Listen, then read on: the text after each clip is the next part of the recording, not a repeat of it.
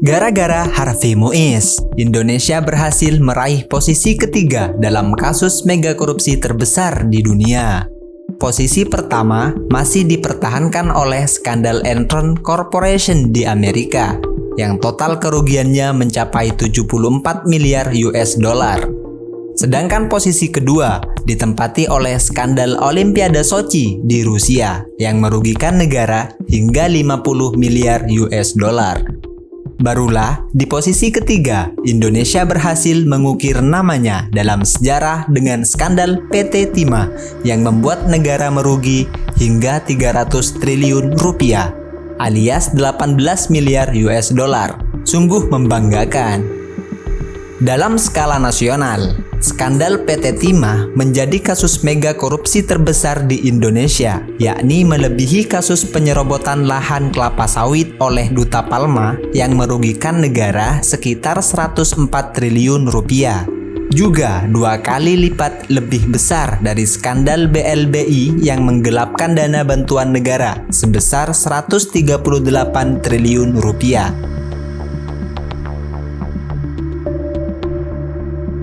Bagi rakyat Indonesia yang UMR rata-ratanya hanya 3 juta, imajinasi jumlah uang 300 triliun rupiah adalah halusinasi orang gila. Oleh karenanya, mari sejenak kita bayangkan bersama. Ini adalah uang cash 300 miliar hasil sitaan dari kasus Duta Palma, yang mana jumlah tersebut hanyalah 0,1% dari 300 triliun rupiah. Artinya, kita perlu mengalihkan 1000 kali untuk mengetahui imajinasi tumpukan harta sebesar 300 triliun dalam bentuk uang tunai. Sungguh menakjubkan. Pada tahun 2023, Mahfud MD pernah berkata bahwa seandainya korupsi di sektor pertambangan saja bisa dihapus, maka setiap orang rakyat Indonesia bisa mendapatkan 20 juta setiap bulan dengan gratis. Bukan pinjaman, tapi diberikan. Pernyataan ini tentu bukan sekadar kiasan.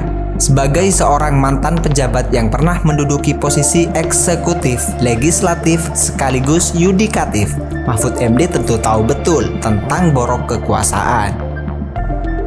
Lalu bagaimana sebenarnya korupsi bekerja?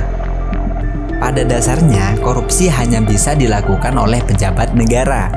Dalam kasus PT Timah, Harvey Muiz dan komplotannya tak mungkin bisa mencuri tanpa persetujuan atau kerjasama dengan pemegang otoritas tambang. Dalam hal ini adalah Mokhtar Riza Pahlavi Tabroni selaku Direktur Utama BUMN PT Timah. Oleh sebab Mokhtar inilah yang telah mengkhianati amanah, maka kegiatan merampok negara secara bersama-sama bisa terlaksana. Begitulah korupsi bekerja. Jika dikategorikan secara sederhana, korupsi dalam lembaga eksekutif biasanya berbentuk pengadaan barang dan jasa, penerbitan izin, dan kong kali kong dengan pengusaha. Dalam lembaga legislatif atau DPR, korupsi seringkali berbentuk suap, manipulasi anggaran, dan jual beli suara. Sedangkan dalam yudikatif adalah jual beli kasus, perlambatan proses pengadilan, dan putusan yang tidak adil. Kategori-kategori ini penting untuk diketahui agar kita bisa mencegah dan memahami alur kerjanya. Dalam definisinya yang lebih luas, korupsi sebenarnya tidak sebatas pada lembaga pemerintahan saja. Korupsi bisa juga terjadi dalam organisasi kecil, seperti OSIS atau kelompok yang lebih besar seperti bisnis atau badan usaha.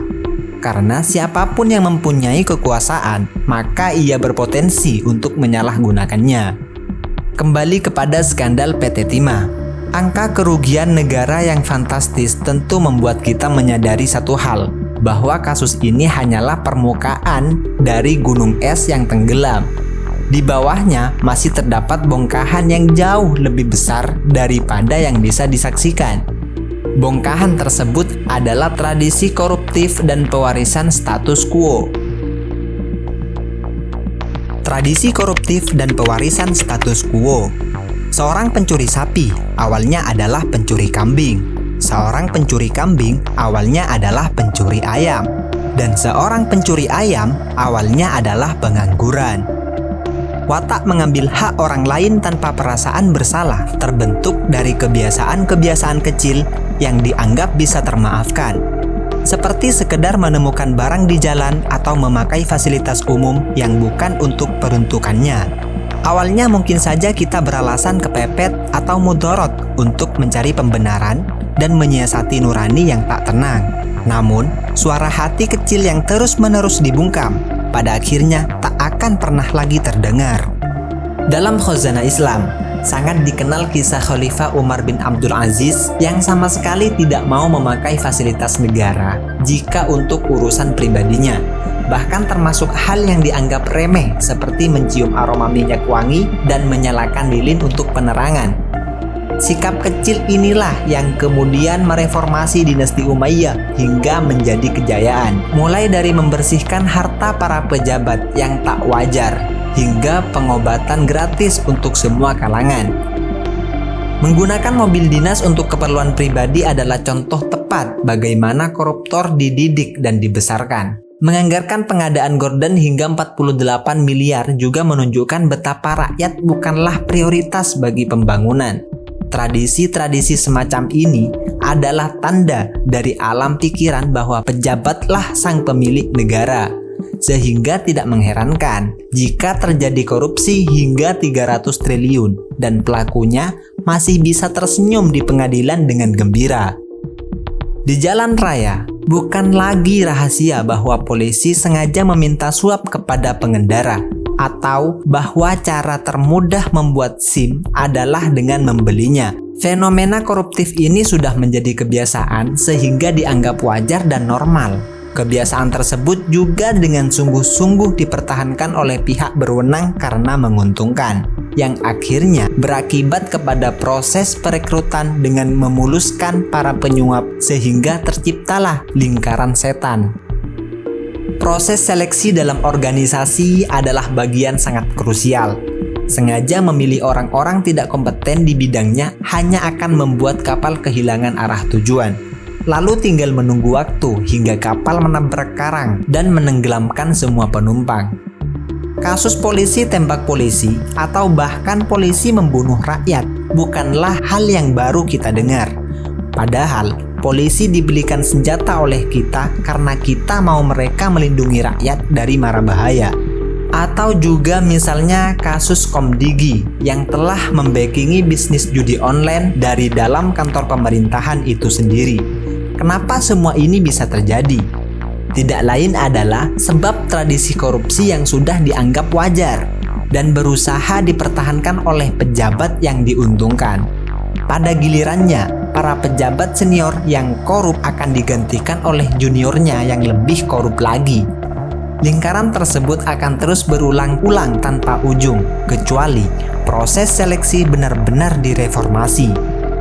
Sistem anti korupsi. Salah satu solusi yang sering diajukan oleh pemerintah dalam rangka menguatkan iman para pejabat dari godaan korupsi adalah dengan menaikkan gaji mereka. Harus kita dukung. Dan saya bertekad untuk mendukung. Namun faktanya, para koruptor yang tertangkap oleh KPK malah adalah para pejabat yang punya kekayaan di atas rata-rata. Tidak ada batas cukup bagi siapapun dalam menumpuk kekayaan. Hanya benteng moral lah yang bisa mencegah seseorang dari tindakan mencuri hak orang. Setelah reformasi tahun 1998 yang terjadi akibat menggunungnya korupsi, rakyat menuntut agar kekuasaan negara didesentralisasi. Kekuasaan tidak boleh terpusat dan harus memberikan ruang bagi otonomi daerah agar seimbang. Sayangnya, korupsi bagai parasit yang ikut menyebar seiring kekuasaan yang dibagi ratakan. Mengapa demikian? Sistem apapun yang digunakan oleh suatu negara tidak menjamin bahwa pemerintahannya akan baik sesuai fungsinya. Negara dengan sistem monarki absolut misalnya, tidak selalu menjadikannya otoriter, malah dengan kekuasaan raja yang mutlak. Koruptor dan para pengkhianat negara dapat dengan mudah disingkirkan begitu saja. Sedangkan republik presidensial seperti Indonesia yang menghendaki keseimbangan antara eksekutif, legislatif, dan yudikatifnya malah seringkali saling berkomplot untuk menggeruk kekayaan negara. Bukannya menjalankan fungsi check and balance, para pejabat antar lembaga malah bekerja sama dalam rangka mengkhianati amanah mereka. Sedangkan orang-orang jujur dengan kekuasaan terbatas seringkali tak dapat berbuat banyak kalau tidak disingkirkan dari awal. Namun dengan harapan yang besar, reformasi pada tahun 1998 kemudian membuahkan suatu badan anti korupsi atau KPK. Sayangnya, pada tahun 2019, DPR bersama pemerintahan Jokowi telah melemahkan kekuatannya. Beberapa orang yang dikenal berintegrasi seperti Novel Baswedan lantas dibuang dengan tes yang tak masuk akal. Setidaknya terdapat 4 poin kontroversial yang berpotensi besar dalam menumpulkan taring KPK. Pertama, soal independensi, yang mana KPK dimasukkan ke dalam rumpun eksekutif atau lembaga pemerintah, sehingga pegawai KPK harus berstatus sebagai ASN dan tunduk pada undang-undang ASN. Padahal sebelumnya, KPK bukan bagian dari pemerintah, melainkan lembaga ad hoc independen. Kedua, pembentukan Dewan Pengawas, yang mana dewan ini terjadi dari 5 orang yang dipilih oleh DPR melalui usulan Presiden. Indonesia Corruption Watch menyoroti keberadaan Dewan Pengawas. Ini berpotensi menguasai kerja-kerja KPK. Sebab kewenangan Dewan Pengawas yang notabene adalah representasi pemerintah dan DPR sedemikian besar yang bakal mengendalikan institusi KPK. Ketiga, izin penyadapan. Kebebasan KPK untuk menyadap terduga koruptor kini harus mendapat izin dari Dewan Pengawas. Hal ini menambah keruwetan dalam alur kerja perizinan yang tidak diperlukan. Keempat, kewenangan penghentian penyidikan. Jika dalam jangka waktu 1 tahun, penyidikan dan penuntutan terhadap perkara tindak pidana korupsi tidak dapat diselesaikan, maka KPK berwenang mengeluarkan surat SP3, yakni Surat Perintah Penghentian Penyidikan. Poin-poin tersebut di atas tentunya menyunat kekuasaan KPK. Padahal lembaga ini adalah salah satu benteng paling depan dalam memerangi para pengkhianat negara. Oleh karena itu, jika kejahatan bisa bersatu demi memuluskan kepentingan mereka, maka orang-orang baik tidak boleh dibiarkan berjuang sendirian dalam menegakkan Pancasila.